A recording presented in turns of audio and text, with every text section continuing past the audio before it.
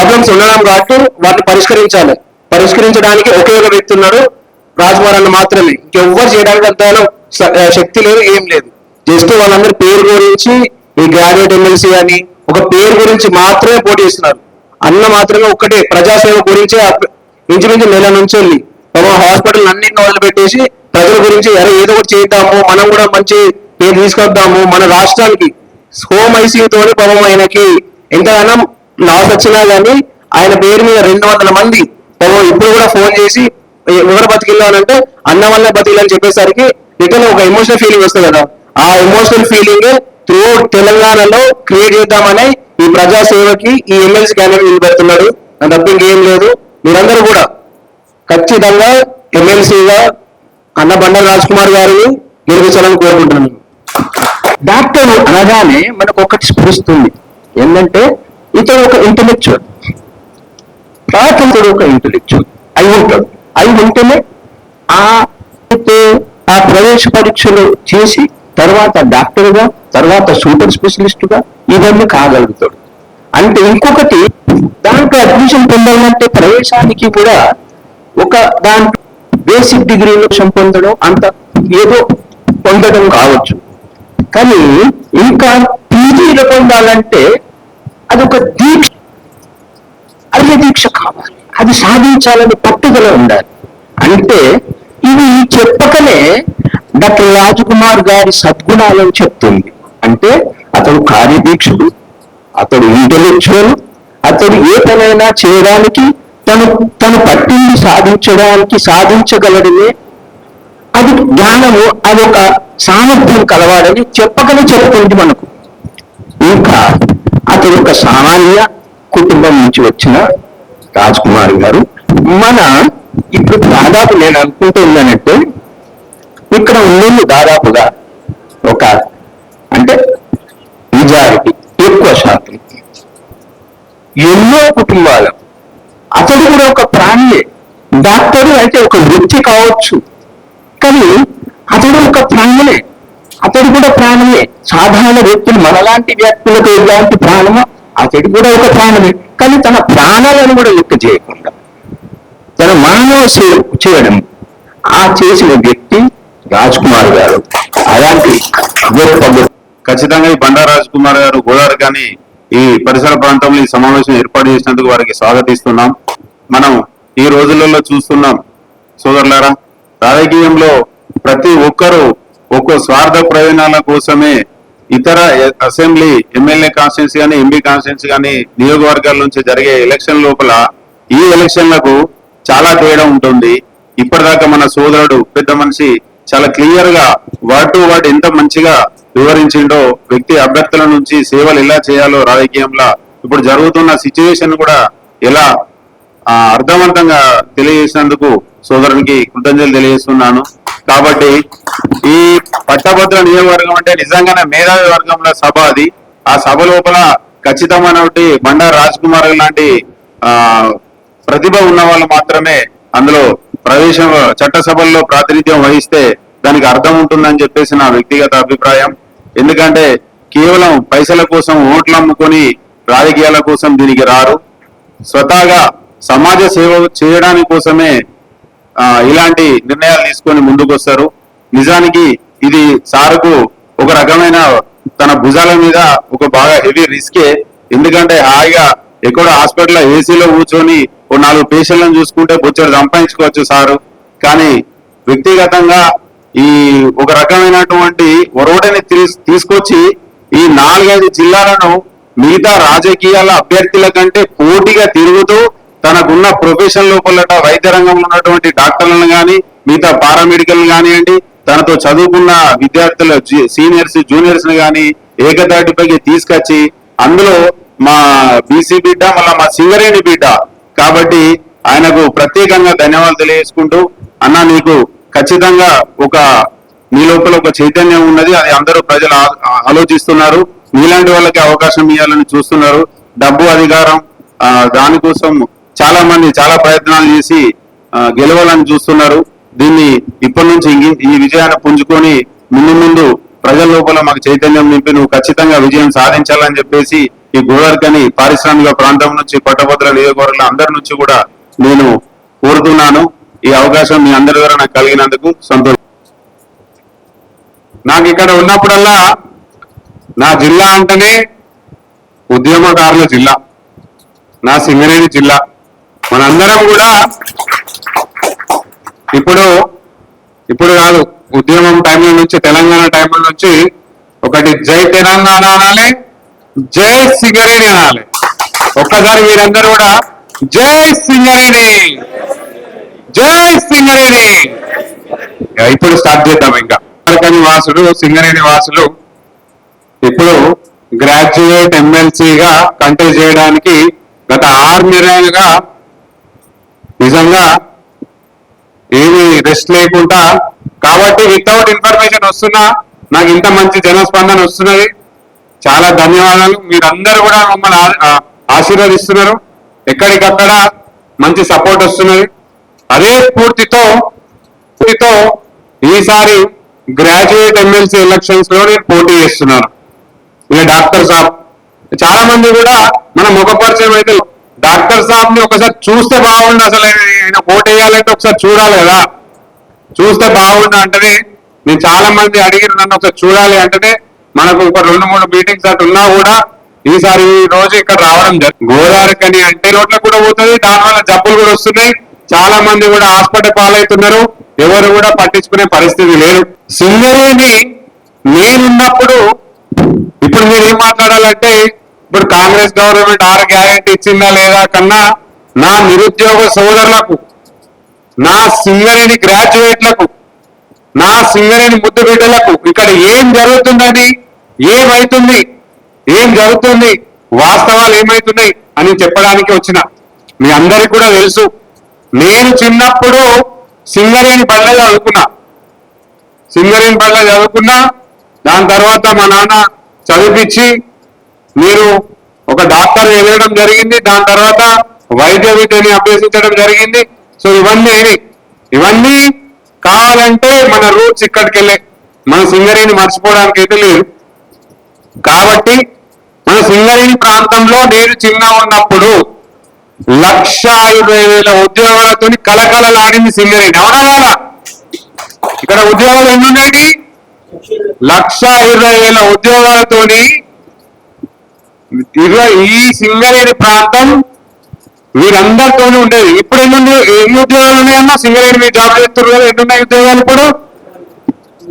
ఒక 40 నుంచి 45 ఉన్నాయి. అయితే ఎందుకు ఇది? అసలు ఏమైంది మన సింగరేణికి ఏమైంది? కానీ ఎవరైనా కూడా ఆలోచించిందా దీనివల్ల అసలు ఏమైతుంది? సింగరేణి లాభాలు రాకుండా ఉద్యోగాలు తొలగిస్తుందా, లేకపోతే ఆ సంస్థ దానికిచ్చి తగ్గించుకుంటూ పోతున్నారా? అసలు ఏమైతుంది మీరు ఆలోచించిరా? ఈ 45,000 ఉద్యోగాలు కూడా ఇప్పుడు చాలా మనకు కొరత ఉన్నది. ఏంటంటే ఉద్యోగాల కొరత. ఎప్పటికీ కూడా మన గవర్నమెంట్ జాబ్స్ కాకుండా మన సింగరేణి సంస్థను ఒక సంస్థగా పెట్టుకుంటే మనం జాబ్స్ క్రియేట్ చేయలేమా? నా గోదావరికని బిడ్డల నిరుద్యోగులు లేరా? చాలా మంది నిరుద్యోగులు గ్రాడ్యుయేషన్ చదివి చాలా మంది నిరుద్యోగులు ఉన్నారు. మనకేంటంటే ప్రాంతీయాలు మనం ఎక్కువ.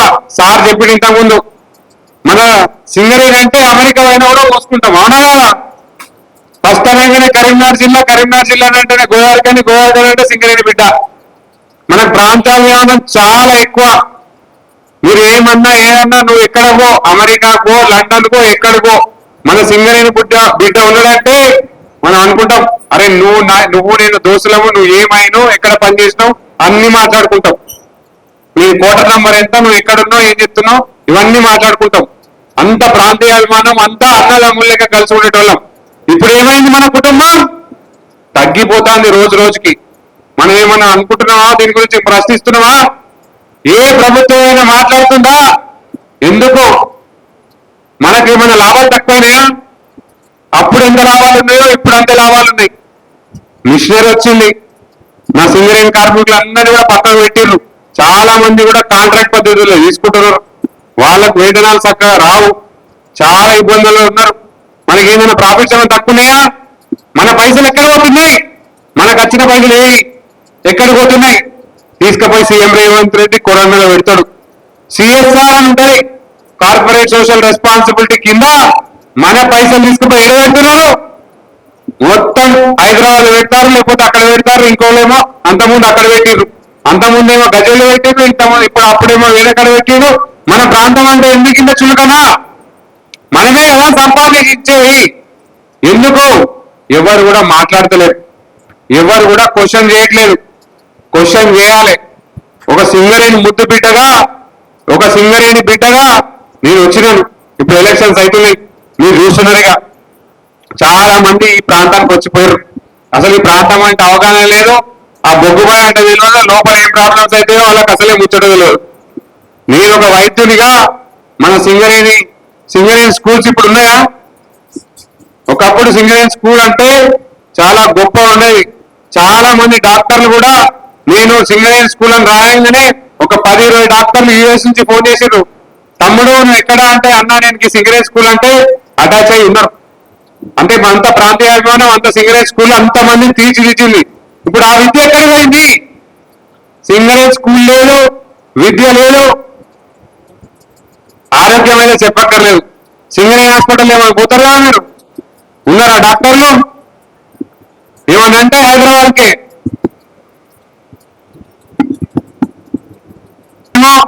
మనం చూసే పరిస్థితి ఉండదు.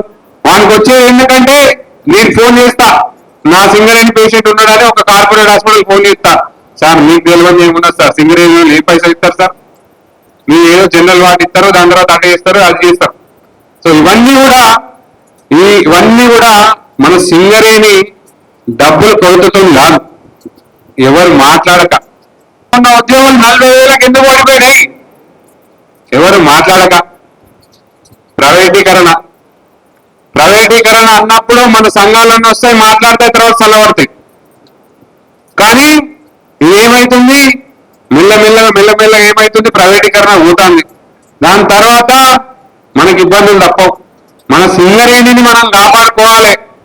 సో డాక్టర్కి ఏం సంబంధం సింగరేణికి అనుకున్నారు.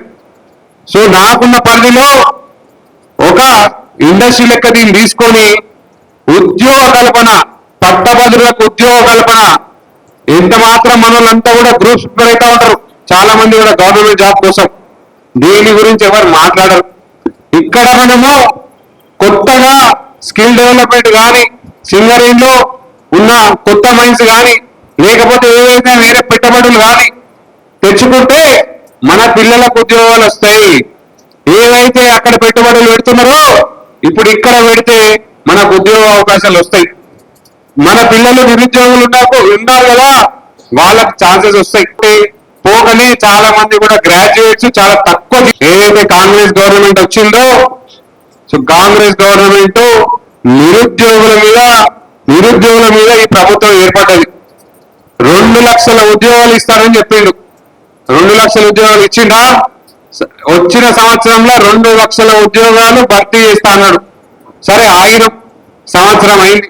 సంవత్సరం అయినాక మొన్న ఆర్ట్స్ కళాశాలలో, ఉస్మానియా ఆర్ట్స్ కళాశాలలో సభ పెట్టి ఏమంటాడు? విజయోత్సవ సభ. ఉద్యోగులు ఇచ్చినామని చెప్పి విజయోత్సవ సభ అన్నాడు. ఒక్క నోటిఫికేషన్ వచ్చిందా ఈ గవర్నమెంట్ లో? ఏమైనా నోటిఫికేషన్ వచ్చినాయా? గ్రూప్ 1 వచ్చిందా, గ్రూప్ 2 వచ్చిందా, గ్రూప్ 3 వచ్చిందా, గ్రూప్ 4 వచ్చిందా? ఏమీ లేదు. మొన్న ఫటా వరుసగా అక్టోబర్, నవంబర్, డిసెంబర్ ఎగ్జామ్స్ పెట్టిండు. అది కూడా ఎక్కడి? పాత గవర్నమెంట్ ఏం చేసింది? దాంట్లో కూడా ఇబ్బందులే. ఎగ్జామ్ అని పెట్టుడు, పేపర్ లీకు, ఎగ్జామ్ అని పెట్టుడు, కోర్టు కేసు. అశోక్ నగర్ లో మన పిల్లలంతా చదువుకుంటూ కూర్చుంటే జాబ్స్ వస్తాయి, నోటిఫికేషన్స్ వస్తాయని చదువుకుంటూ కూర్చున్నారు. కానీ ఎంటికలు తెల్లాయినాయి తప్ప నోటిఫికేషన్ రాలే. దీనికి కారణం ఏంటిది? ఎవరు కూడా క్వశ్చన్ చేయకపోవడము. మొన్న మన పిల్లలు క్వశ్చన్ చేసిండ్రు. గ్రూప్ 2 2,000తో భర్తీ చేస్తా అన్నాడు. మళ్ళీ ఏం చేసిండు? యూటనైండు. ఏదైతే నిర్మల్ సభలో చెప్పిండు, బహిరంగ సభలో చెప్పిండు. ఏమని చెప్పిండు? నేను గ్రూప్ నోటిఫికేషన్స్ ఇస్తా, 2,000 ఉద్యోగాలు భర్తీ చేస్తా అన్నాడు. మళ్ళీ మాట్లాడినా ఈ ఎమ్మెల్సీ గారిని కంటెస్ట్ చేసిన ఎవరన్నా మాట్లాడి వచ్చి మీరు చూడండి. ఇప్పుడు నంబర్స్ ఉన్నాయి, ఎమ్మెల్సీ ఎలక్షన్స్ నడుస్తున్నాయి. దాంట్లో 37 నంబర్ అని నేను చెప్పిన. నా ఎమ్మెల్సీ ఎలక్షన్స్ లో ఏమవుతుందంటే నంబరింగ్ సిస్టమ్ ఉంటుంది, వీళ్ళకి గుర్తుండదు. యాక్చువల్గా చెప్పాలంటే ఇది వ్యక్తికి సంబంధించిన ఎలక్షన్స్. దీన్ని ఏం చేశారు? రాజకీయం చేశారు. రాజకీయం చేసి పార్టీ టికెట్ లెక్క పెట్టారు. దీంట్లో గుర్తే ఉండదు. దాంట్లో ఏముంటే పేరు ఉంటుంది, పక్కకు నంబర్ ఉంటుంది. ఎట్లయితే మాకు మెడికల్ కౌన్సిల్ ఉంటుందో సేమ్ అదే విధంగా ఉంటుంది. మాకు కూడా కౌన్సిల్ ఉంటుంది. కౌన్సిల్ 2, 3 అని నంబర్లు కనబడతాయి. మీరు పోగానే బ్యాలెట్ పేపర్లో 1, 2, 3 అని కనబడతాయి. మీరు ఫస్ట్ అది చూడద్దు. ఎందుకంటే అవి పైసలు పెట్టి కొనుక్కున్నారు, అవి డబ్బులు పెట్టి కొనుక్కున్నారు. ఒక ఆయన ఇంత ఇస్తా అంటే నేను ఇంత ఇస్తా అని చెప్పేసి వేలం పాటలో పెట్టి దాని డబ్బులతో కొనుక్కున్నారు. ఒక ఆయన అంటాడు, ఇంకొక అభ్యర్థి ఉన్నాడు, ఇక నేను నిరుద్యోగుల గురించి మొత్తం మాట్లాడిన అంటాడు. 2-3 సార్లు ఇక్కడ సభలు కూడా పెట్టి నిరుద్యోగులు మన సింగరేణి గురించి అయినా మాట్లాడిండా? ఒక్క మాట మాట్లాడలే. నేనేమంటాడు, నా నిరుద్యోగ సమస్యలు తెలుసు అంటాడు. నిరుద్యోగుల మీద లాఠీ చార్జ్ అయినప్పుడు అదే అశోక్ నగర్ లో నువ్వు బుక్కులు అమ్ముకుంటూ కూర్చున్నావు కదా, ఏమైనా ప్రశ్నించినావా? ఇప్పటికి కూడా ఏదైతే జాబ్ క్యాలెండర్ ఉన్నదో, గ్రూప్స్ ఎగ్జామ్ వివాదాలు ఉన్నాయో ఏది కూడా మాట్లాడాడు. నేను అత్యాన్ని చెప్తాన్నాడు. కాకపోతే నేనేమడుతున్నా, ఇన్ని సమస్యలు ఉన్నాయి కదా, దీన్ని ఎందుకు ఒక్కరు కూడా మాట్లాడరు అంటే వీళ్ళంతా కూడా గవర్నమెంట్ తొత్తులే, వీళ్ళంతా కూడా గవర్నమెంట్ కి డబ్బా కొట్టటోళ్ళే. ఇప్పుడు నేను మాట్లాడుతున్న ఇవన్నీ సమస్యలు ఉన్నాయి, చాలా సమస్యలు ఉన్నాయి. నేను ఆశీర్వాద్ వీణ, నా గోల్డ్ బిడ్డలు ఉన్నారు అక్కడ, నా లంబడి బిడ్డలు ఉన్నారు. వాళ్ళు చెప్పారు జియో 46 వల్ల నా మానుమూల ప్రాంతమైన ఆదిలాబాద్ జిల్లా అక్కడ ఉన్న వాళ్ళకి చాలా అన్యాయం జరిగింది. దాని గురించి ఎవరు మాట్లాడాడు? ఇప్పుడు ఎట్లయితే తెలంగాణ ఉద్యమం నడిచిందో అదే విధంగా ఎస్సీ, ఎస్టీ, బీసీ మైనారిటీకి చాలా అన్యాయం చేస్తూ జియో 29 తీసుకొచ్చారు. ఒక్కడు మాట్లాడాడు. దాని మీద ఎన్ని కోట్లు కేసు వేసినా ఏమి వేసినా కూడా ఇబ్బందులు ఉన్నారు. ఇన్ని సమస్యలు ఉన్నా కూడా ప్రతి ఒక్క ఎమ్మెల్సీ అభ్యర్థి వచ్చి నాకు ఓటు వేయని అంటాడు, కానీ ఈ సమస్యల గురించి మాట్లాడాడు. మీరు ఆలోచించండి, మీరందరూ కూడా పట్టభద్రులే. ఇన్ని సమస్యలు ఉన్నాయి. నేను ఒకటే చెప్పినా, సింగరేణి దాని గురించి చెప్పిన, నిరుద్యోగ సమస్యల గురించి చెప్పిన, ఇంకా చాలా ఉంది. నేను చాలా పొందుపరిచిన. ఇంకోటి అర్థం, కార్పొరేట్ స్కూల్స్ చదవడం వల్ల ఎవరికన్నా ఉపయోగం ఉన్నదా? వాళ్ళ దగ్గర పోయి మేము ప్రతి ఒక్కరి దగ్గర పోయి అడగడం జరిగింది. ఈ బద్దలు కొట్టండి, బద్దలు కొట్టి చిన్న స్కూల్స్ ని వాళ్ళకి ఎంకరేజ్మెంట్ చేద్దాం, వాళ్ళకు ఏదైనా రుణాలు ఇచ్చి పెట్టుకునేటట్టు చేద్దాం. చిన్న స్కూల్స్ లో చిన్న బడి ఎప్పటికి కూడా చాలా సమస్యలు వస్తున్నాయి. దానివల్ల కారణం ఏంటంటే కార్పొరేట్ వ్యవస్థ. స్కూల్స్, కాలేజీలు గవర్నమెంట్ ల్యాండ్ తీసుకొని కట్టుకుంటున్నావు. నువ్వే ఇన్ని కోట్ల సీటు కొనుక్కున్నావు. కొనుక్కుని రేపటి నాడు గెలిచినాక నువ్వు వచ్చి మాతో మాట్లాడతావా? మనతో మాట్లాడతారా అండి? 50 కోట్ల సీటు కొనుక్కున్నాడు, మన దగ్గర వచ్చి మాట్లాడతాడా? ఈ 50 కోట్లకు ఇంకొక 500 కోట్లు సంపాదించాలని చూస్తాడు. నా బ్యాక్గ్రౌండ్ చూడండి, నేను మీ బిడ్డ. మీరందరూ కూడా ఆలోచించండి. మీలో ఒకరిగా, మీ సింగరేణి ముద్దు బిడ్డగా, మీ అన్నగా, మీ తమ్ముడిగా, మీలో ఒకరిగా మీరందరూ కూడా నన్ను ఆశీర్వదించండి. ఆశీర్వదించి కౌన్సిల్ పంపేయండి. కౌన్సిల్ పంపిస్తే మీ యొక్క గొంతుకగా నేను కౌన్సిల్లో మన వాయిస్ అనేది రేజ్ చేస్తాను, రేజ్ చేసి క్వశ్చన్ చేస్తాను. కాబట్టి మన సింగరేణి ప్రాంతం ఇంత అన్యాయం జరిగినది, ఇన్ని జాబ్స్ లేవు, ఇంత మంచి సింగరేణి ఇప్పుడు కన్నీరు పెడుతుంది. కాబట్టి మీరందరూ కూడా ఆలోచించండి. మన ప్రాంత బిడ్డ, మీ బిడ్డ డాక్టర్ బండారి రాజ్ కుమార్ అయిన నన్ను మొదటి ప్రాధాన్యత ఓటు వేసి గెలిపేయాలని కోరుకుంటున్నాను. ఇక్కడి నుంచి గోలేడు దాకా బ్రహ్మరథం కూడా పట్టిరు. నాకు చాలా మంది కూడా డాక్టర్ సాబ్ మిమ్మల్ని గెలిపిస్తున్నాం సింగరేణి బిడ్డగా, మా సింగరేణి ఓట్లు కూడా మీకే ఇస్తున్నాం అని చెప్పారు. కాకపోతే మనం ఏంటంటే ఆవేశం పడతారు, పోయి ఎక్కడ ఓటు వేయాలో తెలియక మిస్టేక్ చేస్తూ ఉంటారు. కాబట్టి నేను మళ్ళీ చెప్తున్నా, మనకు బ్యాలెట్ పేపర్ ఉంటుంది. బ్యాలెట్ పేపర్ ఉన్నప్పుడు ఏ నెంబర్స్ మీకు ముందే చెప్పిన 1, 2, 3 చూడద్దు. ఎందుకంటే అది పైసలు వేసుకున్న సీట్లు. 1 చూడకు, 2 చూడకు, 3 చూడకు, కావాలంటే నువ్వు 4 నుంచి చూడు. ఈ 3 పైసలు పెట్టి కొనుక్కున్న సీట్లే. కాబట్టి మనకి ఏం ఒరిగేది లేదు, ఏం చేసేది లేదు. కాబట్టి నా నంబర్ 37 వచ్చింది. చాలా అదృష్టం. ఎందుకంటే నా వయసు కూడా 37. నా వయసు కూడా 37, నా నంబర్ కూడా 37, 37 ఫస్ట్ పోగానే 37 చూడండి. దాని పక్కకు అక్కడ 1 పెట్టినాం కదా, 1 పెట్టండి. ఇది జనరల్ ఎలక్షన్స్ లెక్క కాదు. కొందరు అడుగుతున్నారు స్వస్తిక్ పెట్టాలా లేకపోతే ఏళ్ళు ముద్ర పెట్టాలా అని అడుగుతున్నారు. ఇవన్నీ చేయొద్దు. బ్యాలెట్ పేపర్ తీసుకోవాలి, 37 నంబర్ ఎక్కడ ఉందో చూడాలి. 37 పక్కన 1 పెట్టాలి.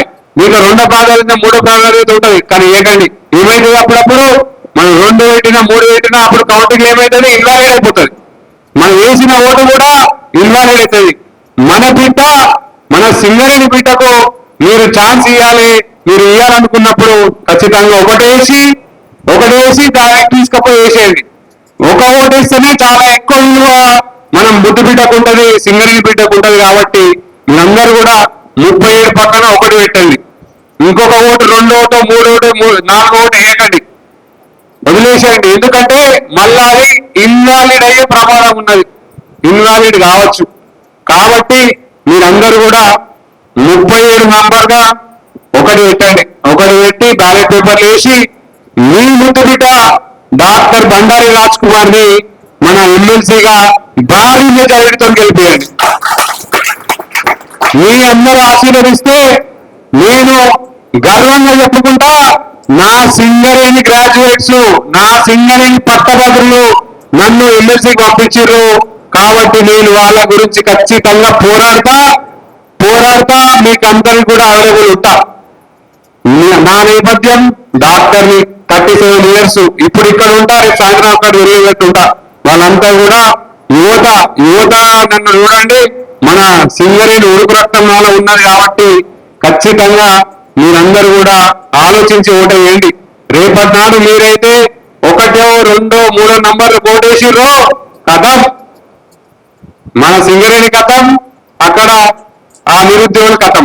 కాబట్టి మీరందరూ కూడా ఆలోచించండి. మీరు ఆలోచించి మీకు ఎవరైతే సూటబుల్ అవుతారో, ఎవరైతే ప్రశ్నిస్తారో, ఎవరైతే క్వశ్చన్ చేస్తారో వాళ్ళకి ఛాన్స్ ఇవ్వండి. దాంట్లో నేను ముందున్నా మీ బిడ్డగా నేను ఖచ్చితంగా ప్రశ్నిస్తా, మెడలు వచ్చి మన సింగరేణిలో ఉద్యోగ కల్పన చేపిస్తా. కాబట్టి మన సింగరేణి ప్రాంతం గోదావరి నుంచి గోలేటి వరకు మీరందరూ కూడా మన సింగరేణి మిత్రులందరూ కూడా తెలియజేయండి. మన బిడ్డ ఒక డాక్టరు, ఒక విద్యావంతుడు, ఒక చదువుకున్నవాడు మనకు ఎమ్మెల్సీగా అయితే మాత్రం మన ప్రాంతానికి న్యాయం చేస్తాడు. కాబట్టి మీరందరూ కూడా చర్చ పెట్టండి, బాయిలలో ఉండి బాయిలో చెప్పండి. బాయి అంటే మైండ్ 37 గట్టిగా 37 ఎట్లా గుర్తుపెట్టుకోవాలి, నా ఏజ్ కూడా 37. 37 మీద మీ అందరూ కూడా ఒకటే మన 2, 3 ఏకర్రి అవన్నీ పైసలు సంబంధించింది. కాబట్టి ఆ ముఖ అటు సైడ్ చూడకర్రి మీరు. 1, 2, 3 నంబర్లు చూడకర్రి. ఇంకొకటి తెలిసింది, పైసలు ఇస్తారట, తీసుకోర్రి. ఎందుకు, మన పైసలు కదా అవి, మనమే కదా ఫీజులు కట్టించినామో. పైసలు తీసుకోరి, 10,000 ఇస్తారా నోటికి తీసుకోరి, 20,000 ఇస్తారా తీసుకోరి. కానీ గుద్దుడు మాత్రం 37కే గుద్దాలి. 1 నంబర్ వేసి బ్యాలెట్ పేపర్లో పెట్టాలి. ధన్యవాదాలు, థ్యాంక్ యూ వెరీ మచ్. చాలా ఆనందం. మన ప్రాంతంలో మనం గొంతుకి ఇప్పుడు మాట్లాడడం చాలా సంతోషం. మీరందరూ కూడా చర్చ పెట్టి అందరు మాట్లాడి, ఇంకా చాలా సమస్యలు ఉన్నాయి. నేను పోయిన కాలంలో కూడా సమస్యలు చెప్తారు. జియో 29, జియో 46, కొత్తగా నిన్న బీఈడి వాళ్ళది వచ్చింది, కొత్తగా గురుకుల టీచర్స్ వాళ్ళది జియో 81. దాని మూసే వాళ్ళైతే ఏడుస్తున్నారు, బాధపడుతున్నారు, కన్నీరు పెడుతున్నారు. సార్, మేము ప్రతి ఎమ్మెల్యే దగ్గర పోయినాం, చీఫ్ మినిస్టర్ దగ్గర పోయినాం, మా బాధ పట్టించుకునేటోడే లేడు సార్ అనుకుంటూ నిన్న మాకు చాలా గట్టిగా చెప్పారు. మాకు జియో 81 కూడా ఎత్తుకున్నాం. గురుకులంలో ఏవైతే నాన్ జాయినింగ్ ఉన్నారో వాటి మీద కూడా మేము ప్రశ్నిస్తాం, గొంతు లేవనెడతాం. కాబట్టి మీరందరూ కూడా, ఇవన్నీ సమస్యలు ఉన్నాయి మనకు. ప్రైవేట్ టీచర్ల సమస్యలు, నిరుద్యోగుల సమస్యలు, ఇక కాంట్రాక్ట్ ఉద్యోగులు ఉన్నారా, చాలా మంది కాంట్రాక్ట్ ఉద్యోగులు కూడా సమస్యలను, అవుట్ సోర్సింగ్ కాంట్రాక్ట్ ఉద్యోగులను పెట్టి గ్రాడ్యుయేట్స్ నుంచి పని తీసుకొని జీతం ఇచ్చే పరిస్థితులలో లేరు. మనోళ్ళు పాపం ఏమనుకుంటారు, అరే ఏదో గవర్నమెంట్ హాస్పిటల్ను మున్సిపాలిటీలను అవుట్ సోర్సింగ్ వానో లేకపోతే కాంట్రాక్ట్ పద్ధతిలో పోతే నాకు రేపటి నాడు కంటిన్యూగా జీతం వస్తుంది, నాకు ఇంకోటి రెగ్యులర్ అవుతుంది అని చెప్పి చాలా మంది కూడా ఆశతో పోతున్నారు. పోయి జీతం లేకుండానే పనిచేస్తున్నారు. ఎట్లా అంటారా, ఈ నెల జీతం పడ్డా 3-4 నెలలు జీతమే ఉండదు. వస్తుందా కాంట్రాక్ట్ ఉద్యోగుల జీతం? రానే రాదు. చాలా ఇబ్బందులు ఉన్నారు అవుట్ సోర్సింగ్ ఉద్యోగులు, కాంట్రాక్ట్ ఉద్యోగులు. వీళ్ళని పట్టించుకునే నాలుడే లేదు. ఇంకొకటి మన నిరుద్యోగుల గురించి చెప్పుకుంటే నిరుద్యోగ వృత్తి అన్నాడు. ఇచ్చిందా? ఎవరికైనా వచ్చిందా? ఎటువైంది మరి? కాంగ్రెస్ అనే కాకెత్తుకపోయింది. నిరుద్యోగ వృత్తి లేదు, శుద్ధి లేదు, ఏం లేదు. ఇస్తాడు, అన్ని బంధులు ఇస్తాడు. రైతు బంధు ఇస్తాడు, దళిత బంధు ఇస్తాడు. మన నిరుద్యోగులకు ఏమైనా బంధు ఇస్తే తప్ప, మన నిరుద్యోగులకు డబ్బులు ఇస్తే ఏమైనా తప్ప? ఎందుకు మనం కూడా ఇందులో డబ్బు లేకుండా ఇప్పటికి కూడా పేరెంట్స్ ని డబ్బులు అడగాలంటే ఇబ్బంది కదా. కాబట్టి మేము కూడా ఒకటి తెచ్చినాం, నిరుద్యోగ కార్పొరేషన్, అన్ఎంప్లాయ్మెంట్ కార్పొరేషన్. ఎవరైతే ప్రిపేర్ అయ్యామనుకుంటారో వాళ్ళకు మెటీరియల్ కానీ కోచింగ్ కానీ ఇవ్వాలనుకుంటే వాళ్ళకు 1,00,000 రూపాయలు ఇచ్చి 1 సంవత్సరం వరకు ఇస్తే వాళ్ళు ఈ ప్రిపరేషన్ యూజ్ చేసుకుంటారు. ప్రిపరేషన్ లో ఎట్లుంటుంది అంటే నాకు తెలుసు, ప్రిపరేషన్ అంటేనే పైసలు ఉన్నాయి. ప్రిపరేషన్ అంటేనే ఆలోచించాలి, బయటకు పోవాలన్నా ఆలోచించాలి, ఏదైనా ఆలోచించాలి. మేము ఏమనుకుంటున్నాం, ప్రిపేర్ అవుతాం. ఇవన్నీ కూడా మేము మేనిఫెస్టోలో పెట్టినాం. రేపటి నాడు మీ దగ్గర కూడా వస్తారు అందరూ. ప్రతి ఒక్క ఎమ్మెల్సీ అభ్యర్థి వస్తాడు, అడిగి వచ్చి ఓటు అడుగుతాడు. బాబు నీ మేనిఫెస్టో ఏంటి? ఏ ఒక్క అభ్యర్థి కూడా నేను ఇది చేస్తా అని చెప్పి లిఖిత పూర్వకంగా రాసియలే. మనం రాసినాం, ఖచ్చితంగా చెప్పినాం. ఏం స్కిల్ డెవలప్మెంట్ సెంటర్స్ ఏవైతే హైదరాబాద్ లో నామక వాస్తే పెట్టారు, అది స్కిల్ డెవలప్మెంట్ సెంటర్స్ కానీ కెరియర్ గైడెన్స్ కానీ ఇస్తే మనల్ని కూడా చాలా మంది కూడా ఉద్యోగ అవకాశాలు పెరుగుతాయి. ఎందుకంటే ఏమైతుంది, ఒక బీటెక్ చదువుతాడు, ఎంటెక్ చదువుతాడు, తర్వాత వచ్చి హాస్పిటల్ పనిచేస్తాడు. బీటెక్ ఎంటెక్ చదివిన మెడికల్ పరంగా ఏమి నాలెడ్జ్ ఉంటుంది. కాబట్టి ఏదైతే తన రంగంలో ఉన్నారో దాన్ని నైపుణ్యం చేసి వాటికి ఇంకొంచెం కూడా దానికి స్కిల్ డెవలప్మెంట్ చేయడం కానీ కెరియర్ గైడెన్స్ ఇస్తే మాత్రం ఖచ్చితంగా వాళ్ళ ఉద్యోగ అవకాశాలు పెరుగుతాయి. ఎందుకంటే మనం చూస్తున్నాం చాలా మంది కూడా పట్టభద్రులు డిగ్రీ పీజీలు చేసి చాలా తక్కువ శాలరీలకు పనిచేస్తున్నారు. వాళ్ళకు చాలా తక్కువ శాలరీకి ఎక్కడ పనిచేస్తున్నారు, మన వేరే రంగంలో పనిచేస్తున్నారు. కాబట్టి ఎందుకు ఉద్యోగత లేకపోవడం వల్ల. సో ఇంకొకటి ప్రైవేట్ సంస్థలు మన ఏరియాకి వస్తే మనం ఇంకా ఉద్యోగం కల్పించే వాళ్ళు అవుతాం. సింగరేణి ఉన్నదాన్ని తీసేస్తారు, ఇంకా ప్రైవేట్ ఏం చేస్తారు. కాబట్టి మనం ఉన్న సింగరేణి కాపాడుకుంటే మాత్రం ఖచ్చితంగా ఇంకా ఉద్యోగ అవకాశాలు మెరుగుపరిచే ఛాన్సెస్ ఉంటాయి. కాబట్టి మీరందరూ కూడా ఆలోచించండి, ఆలోచించి నంబర్ గుర్తుపెట్టుకోండి. ఇంత నంబరు గట్టిగా. Thank you very much. మొదటి ప్రాధాన్యత ఓటేసి ఈ రోజు 27 తారీఖు శివరాత్రి తెల్లారి జాగారం చేయాలి, పోయి ఓటేయాలి. ధన్యవాదాలు. ఇంకెవరైనా కూడా ఏదైనా జియో ప్రాబ్లమ్స్ కానీ కాంట్రాక్ట్ ఉద్యోగుల ప్రాబ్లమ్స్ కానీ ఉంటే చర్చించడానికి పెట్టిన సభ ఇది. ఇంకేమైనా ప్రాబ్లమ్స్ ఉన్నాయంటే మీరు మాట్లాడండి, ఖచ్చితంగా మనము డిస్కస్ చేద్దాం. ఇప్పుడు హాస్పిటల్ ఆర్కే హాస్పిటల్ ఉంది, కరీంనగర్ లో నాకు హాస్పిటల్ ఉన్నది. కాబట్టి మీకు ఎప్పటికి కూడా అందుబాటులో ఉంటా. మీ వాడిగా, మీ బిడ్డగా మీరందరూ కూడా ఆశీర్వదించాలని ప్రతి ఒక్కరిని కూడా కోరుకుంటున్నాను. ధన్యవాదాలు. ఎక్కువ కష్టపడాల్సిన అవసరం లేదన్నా నువ్వు. దీని ద్వారా ఒక మంచి స్లోగన్ ఇచ్చినావు. నాకైతే అర్థమైంది ఏంటంటే ఈ 4-5 జిల్లాల పట్టభద్రులు ఎవరైతే 37 సంవత్సరాల వయసు గల అభ్యర్థులు ఉన్నారో ఆ 37 సంవత్సరాలు ఓటిస్తే ఖచ్చితంగా అన్న గెలుచుకోరు. ఇది ఎవరిని అడగాల్సిన అవసరం లేదు. నిజంగా ఈ 37 వయసుని కనుక మీరు ఇట్లనే ఇచ్చి ఇది మొత్తం ఇది డిస్ట్రిబ్యూట్ చేస్తే కనుక నాకు 37 సంవత్సరాలు ఎవరు ఉన్నాయో నాకైతే 37 ఓటు 20 అంటే మాత్రం ఖచ్చితంగా ఓడియాల్సిన అవసరం లేదు. నెంబర్ 1 కాదు, 2 కాదు, 3 కాదు, అక్కడ 37 టాప్ ఉంటుందన్న. చాలా విలువైన విషయాలు చెప్పిండ్రు. విద్యారంగం మీద కానీ, వైద్య వృత్తి మీద కానీ, వ్యాపార రంగం మీద కానీ, ఉద్యోగస్తుల మీద కూడా చాలా అవేర్నెస్ ఉన్నది మీకు. వాస్తవంగా వైద్య వృత్తి నుంచి కూడా మీరు వచ్చి ఈ రాజకీయ రంగ ప్రవేశంలో మీరు కొద్దిపాటి అనుభవంతో ఇవన్నీ అనుభవపూర్వకంగా తెలుసుకున్నందుకు సంతోషం. తర్వాత మా సింగరేణిలో కూడా వైద్యం గురించి చెప్పిందానా, కానీ వాస్తవం కూడా క్వాలిఫైడ్ డాక్టర్ మా సింగరేణిలో ఎవరో ఉంటారు, ఒక ఎంబీబీఎస్ తప్ప. ఎందుకంటే వాడు పొద్దున వచ్చి కూర్చున్నట్టే వేల మందిని ఓపీ చూడాలంటే వాడు చచ్చిపోతాడు వాస్తవంగా.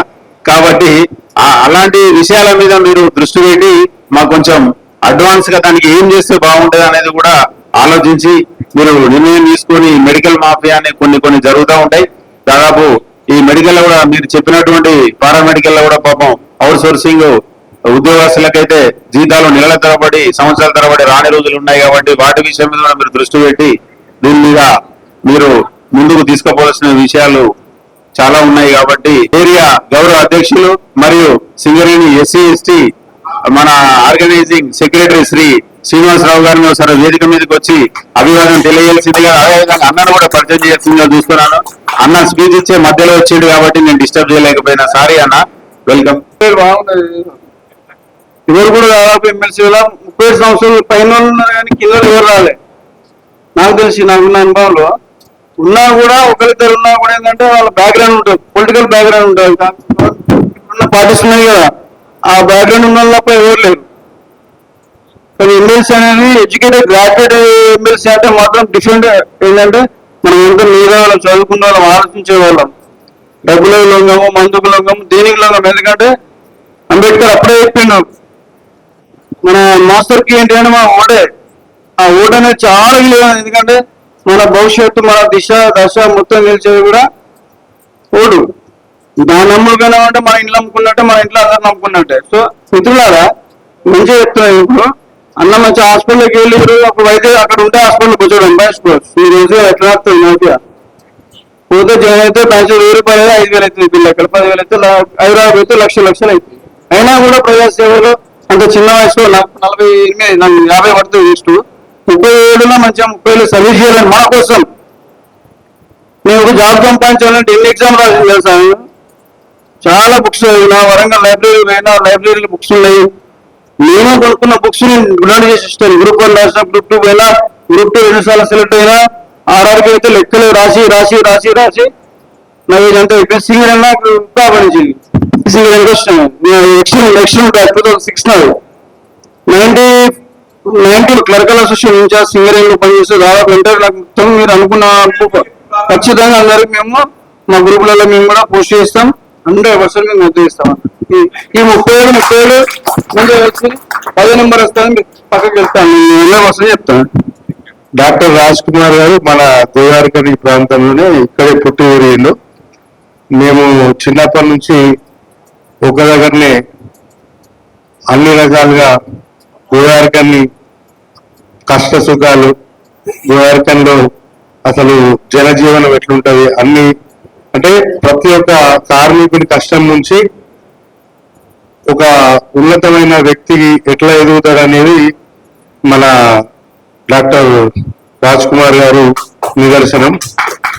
అంటే మన సింగరేణి ప్రాంతంలో పుట్టి పెరిగి ఇంత ఉన్నత స్థాయికి చేయడం అనేది ఒక నార్మల్ విషయం కాదు. నేను గర్వంగా చెప్పగలుగుతా, డాక్టర్ గారు గోదావరికల్లో నేను ఫోన్ చేస్తే దగ్గర ఒక 100 మందికి పైన ఇప్పటి వరకు వాళ్ళ ప్రాణాలు కాపాడింది సార్. అన్నదాత కష్టాలు ఎట్లుంటాయి, ప్రతి ఒక్క కష్టం అన్ని విలువలు నిలిచిన వ్యక్తి. అంటే విలువలతో కూడిన ఒక మహోన్నతమైన వ్యక్తిని మనం గెలిపించుకోవడం మన బాధ్యత. మన ప్రయత్నం మనం చేద్దాం. నా వంతు నా ప్రయత్నం చేస్తా, మీరందరూ సహకరించాలి. ఇక్కడ ఆల్మోస్ట్ అందరు నాకు 70% తెలిసిన వాళ్ళు ఉన్నారు. ప్రతి ఒక్కరు మీరు మీ కృషి చేయండి, నా కృషి నేను చేస్తా.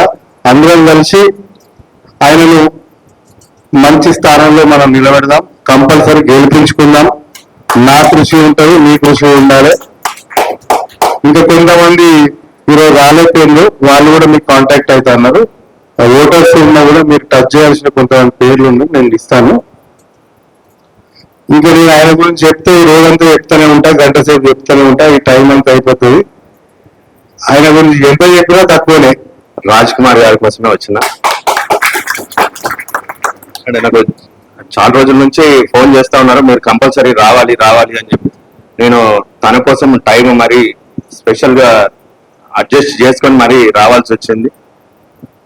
ఇక్కడికి వచ్చిన తర్వాత చాలా సంతోషంగా అనిపించింది మిమ్మల్ని అందరినీ చూసేసరికి.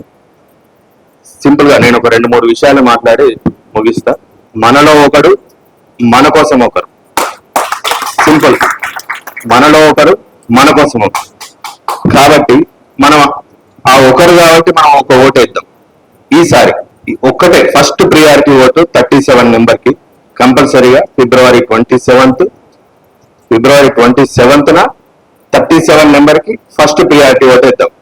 ఇది ఫస్ట్ పాయింట్. రెండో పాయింట్ ఏంటంటే చాలా మంది రాజకీయాలకి బిల్డర్లు, రియల్ ఎస్టేట్లు, ఇక కొంతమంది ఇక మనం పచ్చిగా మాట్లాడుకుంటే నాలెడ్జ్ ఉన్న వాళ్ళు వస్తే ఎక్కడ ఏం అవసరం ఉంది, దానికి ఏం చేస్తే మనము ముందడి పోగలుగుతాము, దానివల్ల నెక్స్ట్ జనరేషన్ ఎంత ముందుకు పోతుంది అన్నది ఐడియా ఉంటుంది. ఈ రియల్ ఎస్టేట్ అది వస్తే వాళ్ళకి ఎక్కడ బిజినెస్ పెంచుకుంటే మంచిగా ఉంటుంది, ఎక్కడ బిల్డింగ్ కడితే మంచిగా ఉంటుంది అనే ఆలోచన ఉంటుంది తప్ప ఇది ఉండదు. డెవలప్మెంట్ వాళ్ళకు అంటే మన భవిష్యత్తు, మన నెక్స్ట్ జనరేషన్ డెవలప్మెంట్ అనేది వాళ్ళకి అవసరం లేదు. వాళ్ళకి ఎంతసేపు బిజినెస్ అనేది అవసరం.